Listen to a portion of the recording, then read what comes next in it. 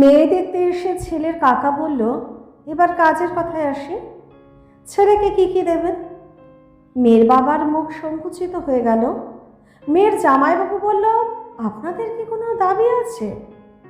ছেলের কাকা বলল, বেশি কিছু না, মেয়ের হাত কান গলা সাজিয়ে দেবেন আর ছেলেকে 4 চাকা দেবেন। ছেলের বড় চাকরি, যে সে গাড়ি তার সাথে যায় না। মেয়ের জামাইবাবু বলল, ছেলের এত বড় চাকরি, এত মান সম্মান, তাহলে মেয়ের বাড়িতে ভিক্ষা করে গাড়ি নিতে হবে কেন? কথাটা বলে জামাইবাবু হাসল। কথাটা ওনাদের যথেষ্ট গায়ে লাগলো। ছেলের বাবা যথেষ্ট ভরকে গিয়ে মেয়ের বাবাকে বলল, বেয়াইমশাই, আপনি বলুন মেয়ের সাথে কি কি দেবেন?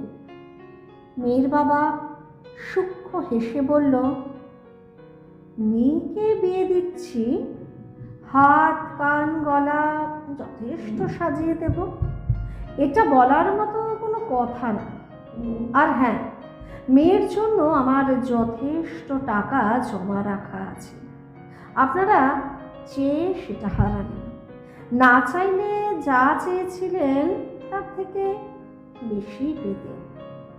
ছেলের বাবা বিনীত ভঙ্গিতে বলল, আহা আহা, আপনি চুটে যাচ্ছেন কেন?